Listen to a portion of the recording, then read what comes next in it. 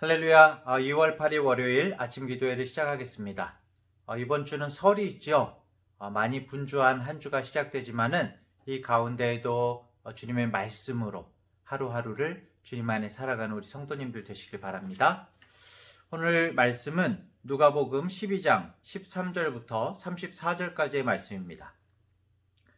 무리 중에 한 사람이 이르되 선생님 내 형을 명하여 유산을 나와 나누게 하소서 하니 이르시되 이 사람아 누가 나를 너희의 재판장이나 물건 나누는 자로 세웠느냐 하시고 그들에게 이르시되 삼가 모든 탐심을 물리치라 사람의 생명이 그 소유에 넉넉한 데 있지 아니하니라 하시고 또 비유로 그들에게 말하여 이르시되 한 부자가 그 밭에 수출이 풍성하매 심중에 생각하여 이르되 내가 곡식 쌓아둘 곳이 없으니 어찌할까 하고 또 이르되 내가 이렇게 하리라 내 곳간을 헐고 더 크게 짓고 내 모든 곡식과 물건을 거기 쌓아두리라 또 내가 내 영혼에게 이르되 영혼아 여러 해 쓸 물건을 많이 쌓아두었으니 평안히 쉬고 먹고 마시고 즐거워하자 하리라 하되 하나님은 이르시되 어리석은 자여 오늘 밤에 내 영혼을 도로 찾으리니 그러면 내 준비한 것이 누구의 것이 되겠느냐 하셨으니 자기를 위하여 재물을 쌓아두고 하나님께 대하여 부요하지 못한 자가 이와 같으니라.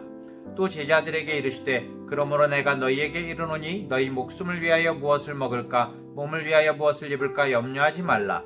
목숨이 음식보다 중하고 몸이 의복보다 중하니라. 까마귀를 생각하라. 심지도 아니하고 거두지도 아니하며 골방도 없고 창고도 없으되 하나님이 기르시나니 너희는 새보다 얼마나 더 귀하냐. 또 너희 중에 누가 염려함으로 그 키를 한 자라도 더할 수 있느냐. 그런즉 가장 작은 일도 하지 못하면서 어찌 다른 일들을 염려하느냐. 백합화를 생각하여 보라. 실도 만들지 않고 짜지도 아니하느니라.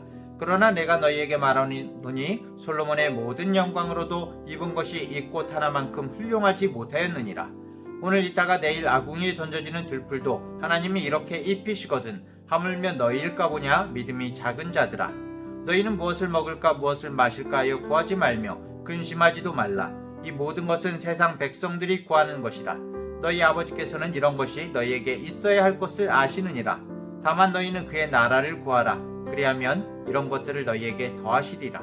적은 무리여 무서워 말라. 너희 아버지께서 그 나라를 너희에게 주시기를 기뻐하시느니라. 너희 소유를 팔아 구제하여 낡아지지 아니하는 배낭을 만들라. 곧 하늘에 둔 바 다함이 없는 보물이니 거기는 도둑도 가까이 하는 일이 없고 좀도 먹는 일이 없느니라. 너희 보물 있는 곳에는 너희 마음도 있으리라. 아멘. 예수님께서 수많은 무리 가운데서 가르치고 계실 때에 한 사람이 예수님께 나와서 부탁을 드리죠. 요청을 합니다. 이 사람은 예수님께 자기 형과의 재산 분쟁을 중재해달라고 요청을 하고 있습니다. 아마도 그 아버지가 남긴 유산을 형과 나누는데 뭔가가 문제가 됐나 봅니다. 불공평하게 분배되었던 것 같아요. 일반적인 유대인들의 그 지도자인 랍비들은 이러한 문제를 율법에 맞추어서 해결해 주기도 했습니다. 율법은 재산의 상속과 같은 그런 부의 문제에 대해서도 규정하고 있거든요. 그렇기 때문에 이 사람이 만약에 예수님을 선생님, 랍비라고 생각해서 재산 분쟁을 해결해 달라고 부탁한 것은 지극히 굉장히 자연스러운 그런 일인 것이죠. 사실 이 가족 간의 재산을 둘러싼 갈등은 굉장히 오래된 문제죠. 이미 고대에서부터 계속되어져 왔습니다. 4000년 전 고대 함무라비 법전에도 이 상속에 대한 규정이 나와 있다고 합니다. 이것이 굉장히 민감하고 쉽게 지나칠 수 없는 문제죠. 내 형을 명하여 유산을 나와 나누게 하소서. 오늘 이 사람의 말이 사실은 꼭 같은 경우는 아니지만은 우리 모두가 사실은 속에 품고 있는 그런 말이기도 합니다. 하나님, 왜 누구는 처음부터 많이 가지고 누군가는 없이 시작해야 됩니까? 욕심을 부리는 게 아니라 다른 사람이 가진 만큼 우리도 공평하게 가지기를 원하거든요. 등등 이런 마음속의 외침들을 많은 사람들이 가지고 있죠. 예수님께서도 이 문제를 그렇기 때문에 그 사람만의 문제가 아니라 우리의 본질적인 영역으로 가지고 와서 우리에게 말씀을 하십니다. 15절에 보면 그들에게 이르시되 삼가 모든 탐심을 물리치라. 사람의 생명이 그 소유에 넉넉한 데 있지 아니하니라 하시고 예수님께서는 그냥 율법에 따라서 유산을 그냥 잘 분배해 주심으로써 그 사람의 문제를 해결해 주실 수 있었지만은 그렇게 하지 않으셨습니다. 예수님의 우리에 대한 바램은 이 이상을 보기를 원하시는 거거든요. 우리에게 뭔가를 깨닫게 하기를 원하시는 겁니다. 그리고 나서 탐심에 대해서 말씀하십니다. 탐심. 사실 재산을 분배해달라고 하는 사람의 자세한 사정이 나와 있지는 않습니다. 성경에. 예수님께 재산 분배를 요청한 사람이 뭐 더 욕심을 부리고 있는지, 받을 만큼 받고도 재산을 더 많이 달라고 하고 있는 것인지, 뭐 자세하게 나와 있지는 않지만 어쨌든 자신의 권리를 주장하고 있어요. 그런데 예수님께서 탐심과 관련해서 말씀하시는 걸 보면은 아마 이 재산 분배에 있어서 뭔가 무리한 부분이 있었던 걸로 보이기도 합니다.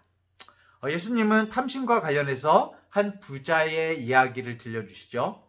이야기 속의 부자는 농사를 지어서 거둬들인 소출이 너무나 커서 큰 곡간을 지으려고 합니다. 왜냐하면 지금 있는 작은 곡간으로는 거둬들인 곡물들을 도저히 쌓아놓을 수가 없기 때문이죠.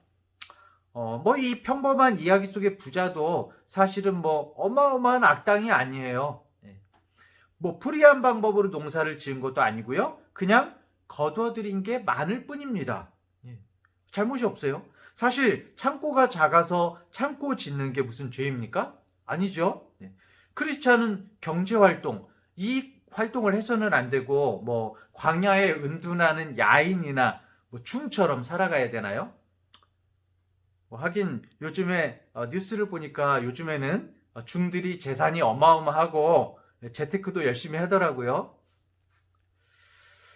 결국 여기에서 이 부자의 문제, 그리고 우리들의 문제는 재산이 많아지고 그 재산을 증식하는 활동을 하는 것이 문제가 아닌 겁니다. 그것이 탐심이 아닌 것이죠. 그런 활동 자체가 아니라 이 부자의 어리석음은 그 부유함 자체가 아니라 자신의 소유가 된 것들을 자신이 어떻게 바라보는가에 있는 것입니다. 나의 소유가 된 것들을 어떻게 바라보는가. 이 부자는 한번 읽어보시면요. 내가 그러면서 자신의 중심을 모든 관심의 대상이 다 자신에게가 있어요. 이 부자는 자신의 풍성함을 결코 이웃과 나누려 할 생각이 없습니다. 나를 위해서 평안히 쉬고 먹고 마시고 즐길 생각에 완전히 빠져 있습니다. 이 부자의 삶의 목표는 그것이 전부였어요. 이 부자는 자기 외에 다른 누군가에 대해서는 아무런 관심도 책임감도 느끼지 않았습니다. 결국 이 탐심의 본질은 하나님이 주신 것을 오직 자신만을 위해 가지고 자신만을 위해 쓰려고 하는 데 있는 것이죠. 온통 자기 자신에 함몰되어 있는 것입니다. 예수님은 이 사람이 자신을 위해서는 보물을 쌓았지만 하나님을 향해서는 부유하지 못한 사람이라고 결론을 내리십니다. 우리 내면에서 이 탐심은 늘 기회를 틈타기 위해서 호시탐탐 노리고 있고 우리 속에 도사리고 있습니다. 우리가 무언가를 얻었을 때 누군가로부터 이게 이제 재물만이 아니라 누군가로부터 인정을 받았을 때, 원하는 어떤 일을 이루었을 때, 다른 사람보다 내가 더 비교해서 나아 보일 때, 탐심이 그 기회를 포착해가지고 우리의 마음을 집어삼키려고 합니다.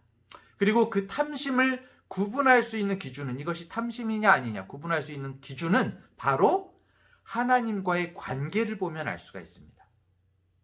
우리가 부유해지기 위해서 무언가를 소유하고 인정받고 성취하려는 것을 통해서 때때로 오히려 하나님과의 관계는 빈곤해져요. 결국 이 탐심은 자신을 위해서 하나님이 아닌 자신의 소유를 의존하는 것입니다. 하나님을 의존하는 것이 아니라 재산, 인정, 권력, 명예와 같은 것을 하나님보다 더 마음에 품는 거죠. 우선순위가 하나님에게서 물질이나 어떤 소유로 옮겨가서 집착하게 되는 것입니다. 그리고 이것이 바로 이제 탐심을 우리가 구분할 수 있는 이 첫 번째인 것 같고요. 그리고 이 탐심의 문제는 사실 많이 가진 사람만의 문제가 아니에요. 22절 23절에 보면 또 제자들에게 이르시되 그러므로 내가 너희에게 이르노니 너희 목숨을 위하여 무엇을 먹을까 몸을 위하여 무엇을 입을까 염려하지 말라. 목숨이 음식보다 중하고 몸이 의복보다 중하니라. 이 가진 것이 적은 사람, 말씀과 같이 가진 것이 너무 없어가지고 살아가느라고 늘 불안해하고 자신의 생명을 하나님께 맡기는 것이 아니라 물질로 인해서 불안과 염려에 얽매이는 것도 탐심의 영역으로 들어갈 수가 있다는 것입니다. 왜 그럴까요? 이 불안과 염려도 하나님과의 관계를 깨뜨릴 수가 있는 것이죠. 하나님을 두려워하고 하나님을 위해 보물을 하늘에 쌓는 사람은 두려워하거나 염려할 것이 없습니다. 왜냐하면 하나님을 신뢰하기 때문이죠.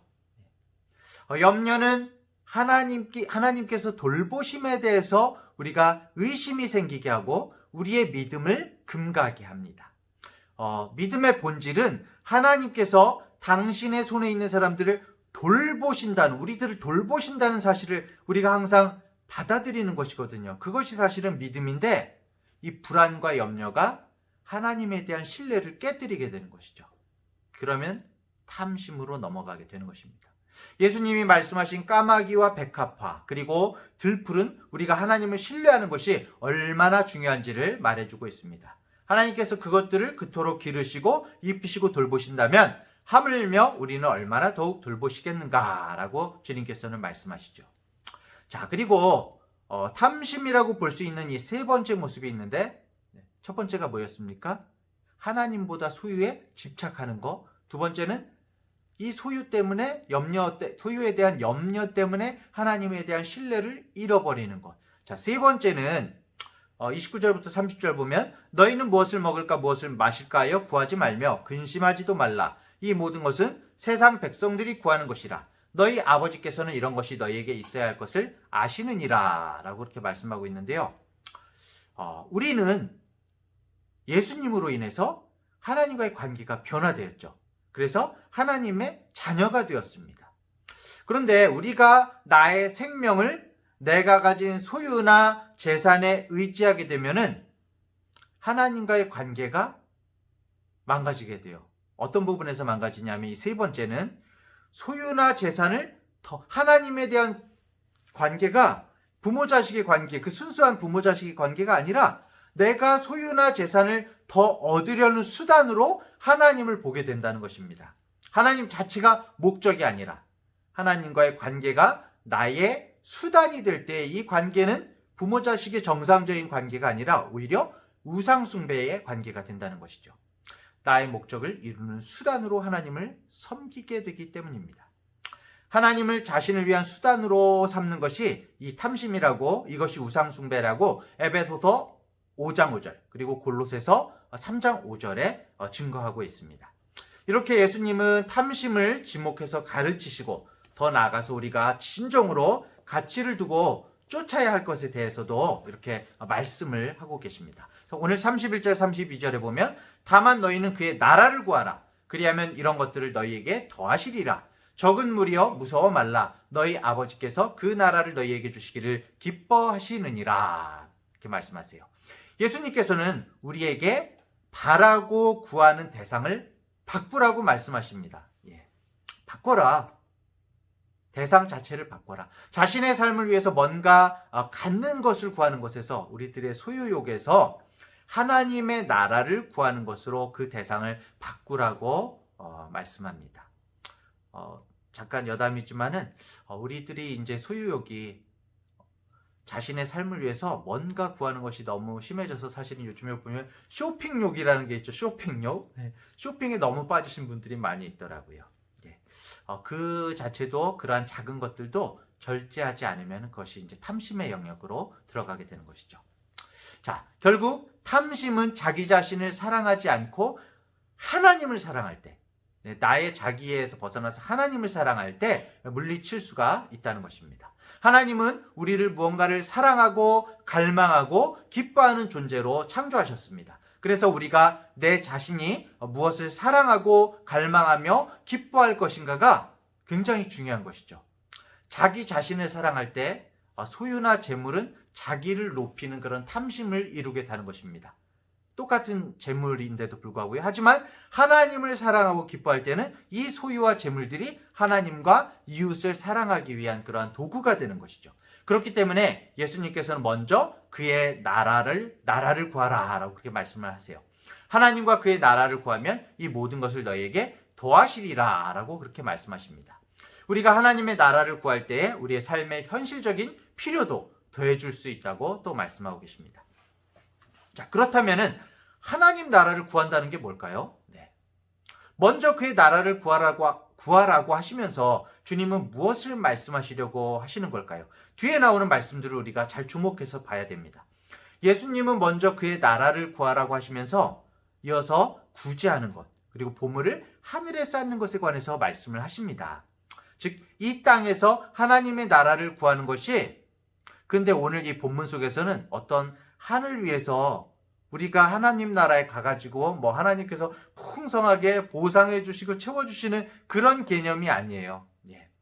하나님의 의로움, 하나님의 자비와 사랑의 통로로서 이 땅에서 우리가 풍성한 주님 안에서의 기쁨의 삶을 살아가는 것을 말하는 것입니다. 예.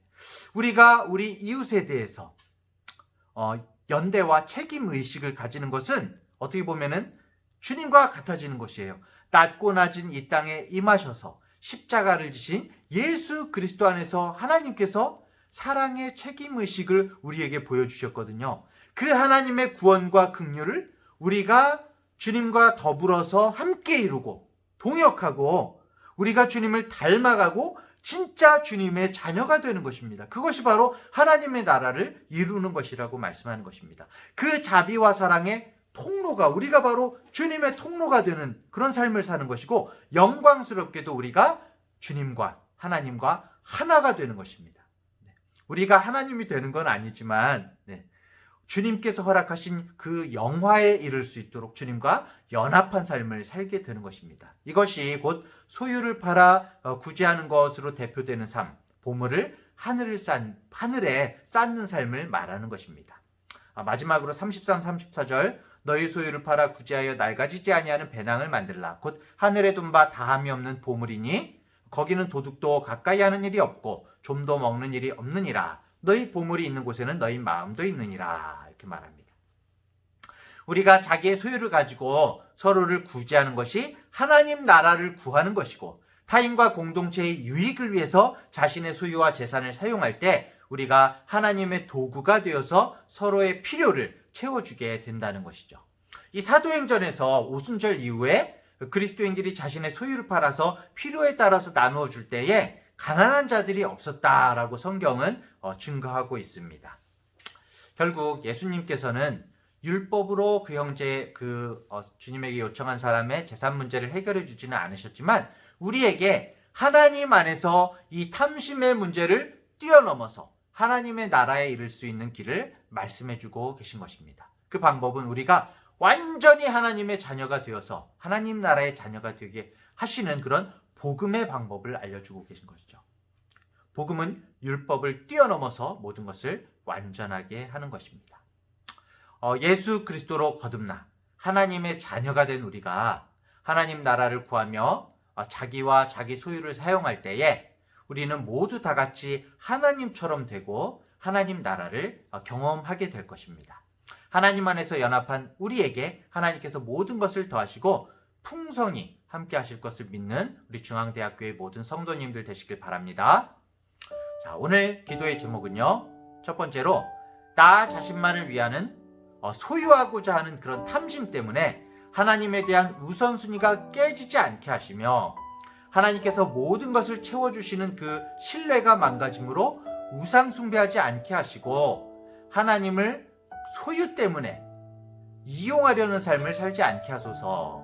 두 번째로는 주님께서 우리를 불쌍히 여기고 우리를 찾아와서 모든 것을 주셨듯이 우리도 이웃을 불쌍히 여기고 함께 나눔으로 주님과 동역하며 주님을 닮아서 주님 안에서 영화에 이를 수 있도록 주님과 연합하게 하소서. 기도가 좀 길지만 함께 기도했으면 좋겠습니다. 제가 먼저 기도하고 오늘 아침 기도회를 정말 기도 가운데 함께 하시길 바랍니다. 기도하겠습니다. 주님, 이 땅에 수많은 교회가 진리를 이야기하고 우리가 말씀을 이야기하지만 정작 이 땅에 고난당하고 눈물과 탄식 속에 있는 우리 이웃들을 돌아보지 못할 때가 얼마나 많은지요. 영적인 것, 하늘의 것을 이야기하지만 내 이웃의 고통이 정말 감각되지 않고 그 소리가 한없이 작게 들리는 우리 자신을 돌아보게 됩니다. 주님께서 정말 위하여 피 흘린 보물 자체인 그 이웃들이 삶의 소망을 잃고 생명의 빛이 어두워져 가고 있습니다. 주님, 혹 사랑 없는 진리, 긍휼 없는 우리의 섬김 때문은 아닌지, 무엇이 참된 진리요 참된 보물인지 다시 한번 우리들을 깨우쳐 주시옵소서. 하나님 아버지, 우리는 삶이 불안할 때 하나님보다 물질을 더 의지하고 하나님을 수단으로 생각하기도 합니다. 나의 재물과 권리가 나의 생명과 영혼을 지켜주지도 못하는데 그것들을 위해서 더 중요한 것들을 놓칠 때가 너무나 많습니다. 주님, 용서하여 주시옵소서. 우리가 죄인이라는 사실과 탐심이 우리 안에 도사리고 있다는 사실을 잊지 않게 도와주시옵소서.